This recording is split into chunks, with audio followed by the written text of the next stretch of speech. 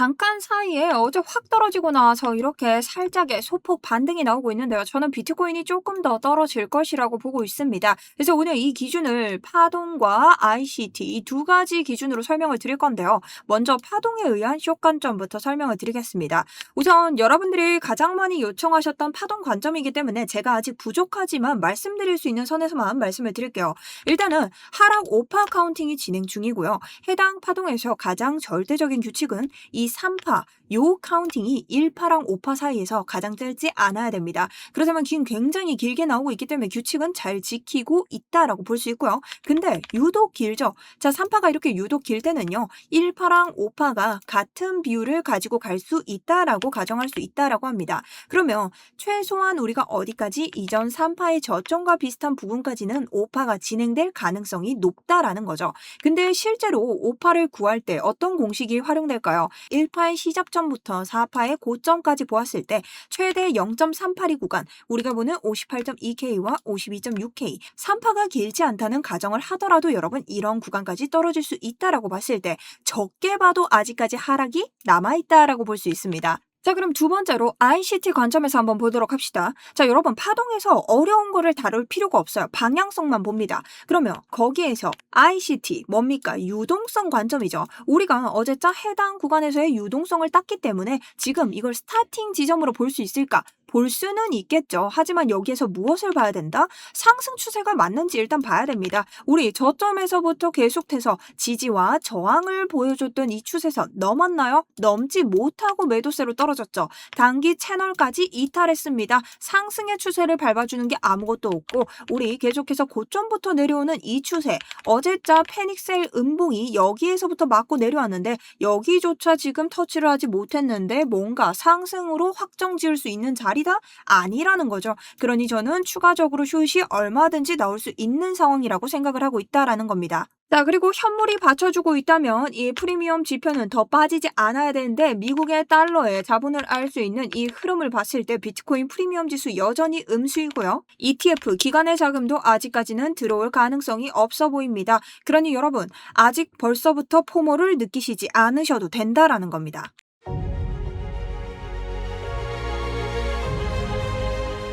안녕하세요. 비트코인 차트 분석 전문가 정수연입니다. 여러분 개인 채널에서 오랜만에 뵙고 있는데요. 제가 오늘 여러분들의 많은 요청을 주셨던 파동 관점과 그리고 이너서클 트레이딩 유동성을 따라서 세력들의 발자취를 쫓아가는 이 두 가지 관점에서 우리가 모두 다 겹치는 구간으로 볼 수 있는 자리들만 안내를 드리려고 합니다. 자, 여러분들의 좋아요와 응원이 필요합니다. 한 번씩 부탁드리면서 시작해 보도록 하겠습니다.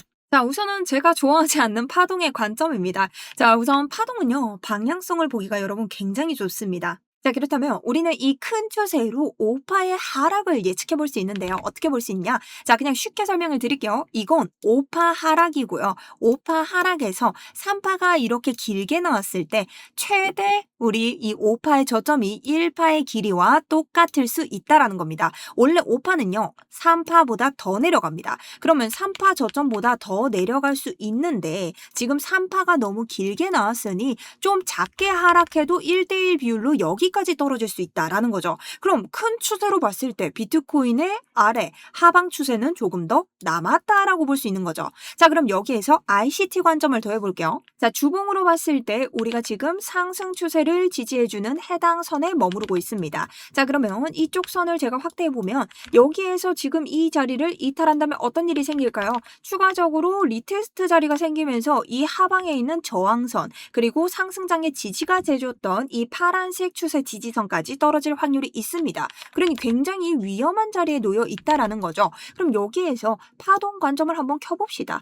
자, 그러면 파동에서 어디까지? 적어도 여기까지는 떨어질 확률이 있다라는 거니 우리가 마감을 절대적으로 이 빨간색 위에서 해줘야 되는 것이고 우리가 만약 이 최소한에 떨어지는 이 3파의 저점보다 더 내려간다면 어디? 우리가 봤던 이 파란색의 지지선까지도 테스트할 가능성을 둬야 한다라는 겁니다. 자, 그러면 파동으로는 어떻게 방향을 보면서 ICT로 대비할 수 있는 자리들을 챙겨야 된다라는 것이죠. 자, 그러면 이곳에서 1, 2, 3, 4, 5가 나왔고 우리는 이 5 안에서도 1, 2, 3, 4, 5 세부 카운팅을 해볼 수 있습니다. 자, 제가 천천히 설명을 드릴게요. 여기에서 세부 카운팅을 하면 여러분 어떻게 지나갈까요? 자, 이런 1, 2, 3, 4, 5가 나올 수 있는데 여기에서 3이 지금 끝났을까 끝나지 않았을까를 우리가 정해봐야 됩니다. 자, 여기에서 5파가 끝나는 지점은요. 최소 우리가 1대1 비율로 봤을 때 여기까지이기 때문에 우리가 여기에서 알 수 있는 게 단 한 가지 있죠.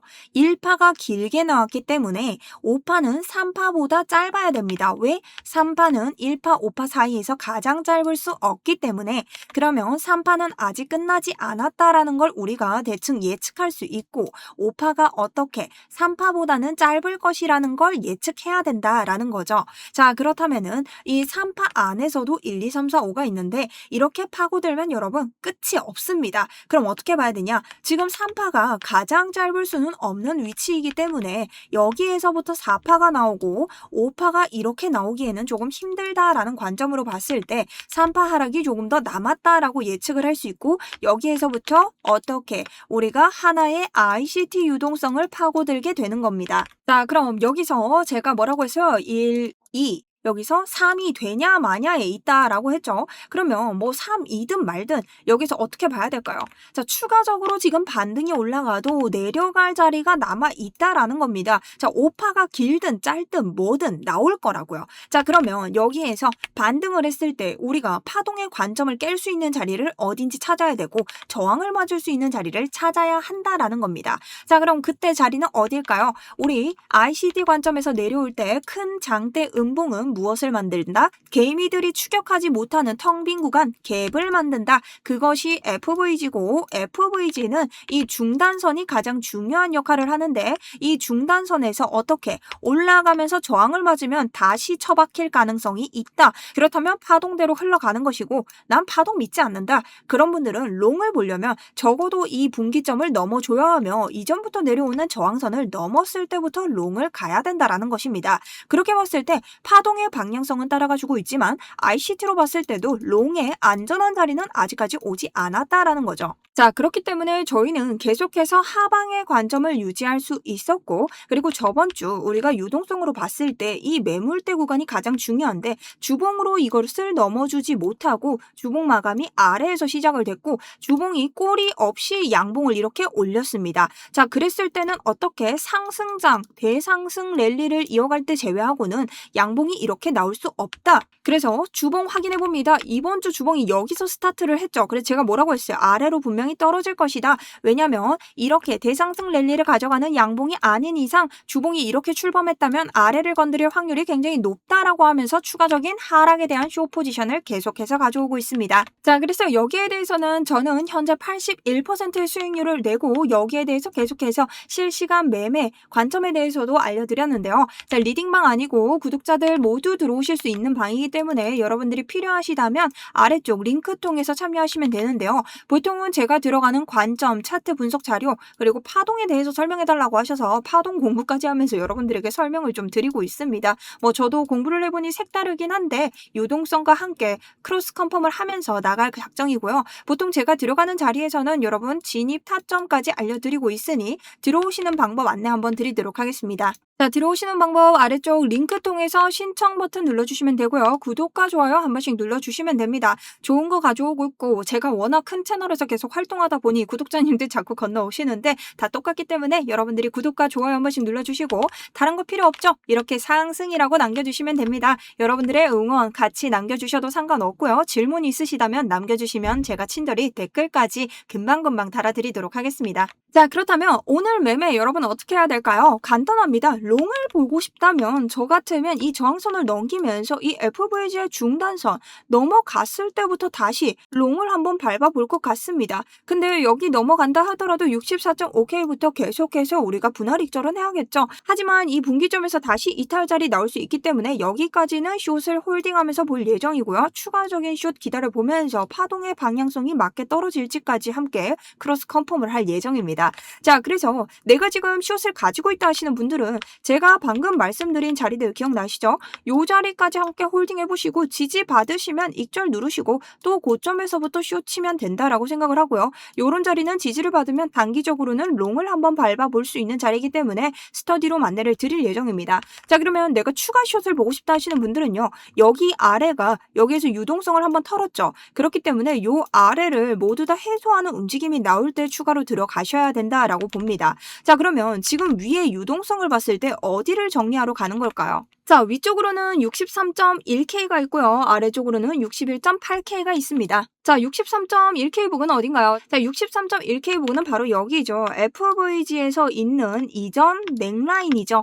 요런 더블탑의 넥라인까지 지금 유동성을 체크하고 있기 때문에 충분히 저항선까지 테스트 후에 롱 들어가셔도 수수료 낭비 안 하십니다. 자, 만약 이탈자리 난다면 그대로 아래에 있는 유동성 체크하러 갈 테니 여러분들이 확인해 보시면 좋을 것 같고요.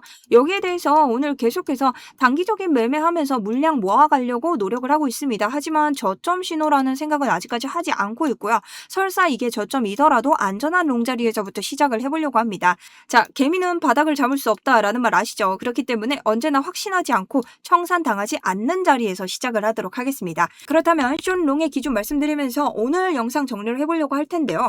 일단 파동의 기준에서도 현재는 오파 카운팅 하락 안에 있고 이 하락의 카운팅 저점을 아무리 적게 잡아도 아직까지 하락이 남았기 때문에 하락이 우세한 상황. 여기에서 유동성을 봤을 때 우리가 단기적으로 반등을 한다고 하더라도 추세선의 저항도 넘지 못했고 유동성을 봤을 때 FVG의 중단선도 넘지 못했기 때문에 지금 나오는 반등은 중간에 있는 위에 숏개미들을 단기적으로 청산시키고 아래로 내려올 가능성도 높다. 그래서 아직까지 조급하게 롱에 목매지 않아도 된다라는 영상이었습니다. 자, 모르시는 거 있다면 아래쪽 질문 남겨주시고요. 제가 파동에 대해서는 조금 더 디테일하게 공부를 하면서 하나씩 추가를 좀 해보도록 하겠습니다. 여러분, 오늘 방송도 봐주셔서 너무 감사드리고요. 도움이 되셨다면 구독과 좋아요 그리고 아래쪽에 나이스라고 한 번씩 남겨주시면 감사하겠습니다. 오늘도 성투하시는 하루 되셨으면 좋겠습니다.